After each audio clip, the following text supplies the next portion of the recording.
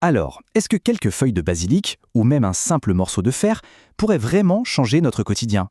Eh bien, aujourd'hui, on va plonger dans d'anciennes pratiques qui suggèrent que oui. On va explorer comment la nature était utilisée pour la purification, la protection et même pour attirer la chance. C'est un peu la grande question qui va nous guider. C'est vrai que, depuis toujours, l'humanité s'est tournée vers la nature pour trouver des solutions à ses problèmes, n'est-ce pas? Allez, on va regarder d'un peu plus près comment ces traditions arrivaient à transformer des choses toutes simples en de véritables outils pour le bien-être.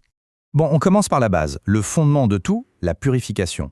La question, c'est comment est-ce qu'on fait pour chasser les énergies négatives de sa vie, de son espace? Eh bien, ce qui est intéressant, c'est que les méthodes proposées sont souvent d'une simplicité déconcertante. Imaginez un peu, un simple bain qui pourrait faire d'une pierre deux coups, à la fois protéger des influences négatives et en plus attirer la prospérité. C'est exactement ça la promesse du bain au basilic. L'idée, ce n'est pas juste de se laver, c'est vraiment de se défaire symboliquement du poids des autres. Et le plus fou, c'est qu'il n'y a pas besoin d'être un expert. Le processus est d'une simplicité incroyable. On fait une infusion de basilic, on la laisse refroidir, et hop, on ajoute ça à l'eau du bain. C'est vraiment cette idée que parfois, les solutions les plus puissantes sont aussi les plus simples, les plus accessibles. Ok, après le corps, on passe à la maison, au mur, et là la méthode est, disons, beaucoup plus manuelle.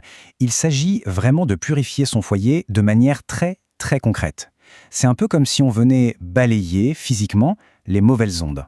L'action en elle-même est assez vigoureuse, presque agressive. On frotte carrément les murs avec de la menthe poivrée. Mais attention, le détail qui change tout, le détail crucial, c'est vraiment l'étape finale. Parce qu'il ne suffit pas de nettoyer, non, il faut bannir. Le fait de jeter les herbes loin de chez soi, c'est un geste symbolique hyper fort. C'est pour s'assurer que toute la négativité qu'on a capturée, eh bien, elle ne reviendra jamais.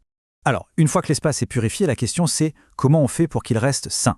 C'est là que la protection entre en jeu. On va voir maintenant comment ces traditions proposent de créer de véritables boucliers invisibles contre tout ce qui peut venir de l'extérieur. Ici, on est vraiment dans quelque chose de brut, d'élémentaire. Il n'y a pas de formule compliquée, rien de tout ça. C'est le fer lui-même, ce symbole de force absolue qui vient charger l'eau de son pouvoir. L'idée, c'est que l'eau devient tout simplement un vecteur, un transporteur de cette énergie.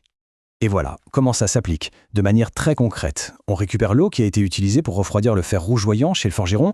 Cette eau, qui est maintenant chargée, on l'utilise pour un bain de guérison. C'est fascinant, c'est un transfert direct de la force du métal vers la fragilité du corps.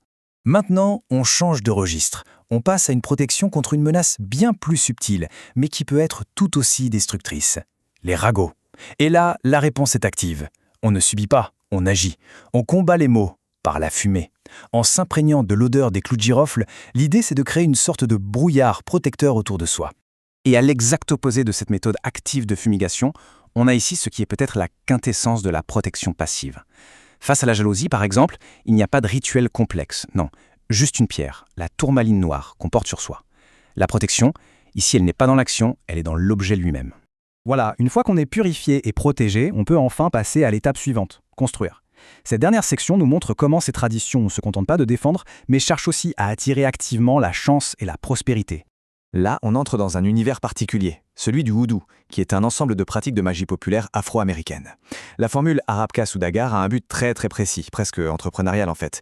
Il s'agit de briser les obstacles qui peuvent freiner une affaire, un commerce. Et regardez-moi cette liste d'ingrédients. C'est un véritable cocktail botanique. On a des odeurs assez familières comme la cannelle, et puis à côté des arômes beaucoup plus terreux, plus complexes comme les févés tonka ou les racines de vétiver. Chaque plante est choisie pour une raison précise, pour sa vibration, sa symbolique. Le but, c'est de créer une synergie qui va attirer le succès. Et pour la mise en pratique, eh bien, là encore, c'est très direct. On broie tous les ingrédients ensemble pour obtenir une poudre. Ensuite, on brûle cette poudre, un peu comme de l'encens. L'idée de fond, c'est vraiment de changer l'atmosphère même du lieu de travail, de saturer l'air avec une intention claire de prospérité. Alors, si on prend un peu de recul, quel est le point commun dans tout ça? Qu'on parle d'un bain, d'une pierre ou de fumée, on retrouve systématiquement 3 éléments. Des ingrédients naturels simples, une intention très ciblée et une action concrète pour matérialiser cette intention. Au fond, tous ces rituels, ils ne font que donner une forme physique à nos désirs les plus universels. Être pur, être en sécurité et réussir. Et tout ça, ça nous amène à une dernière question, peut-être la plus importante.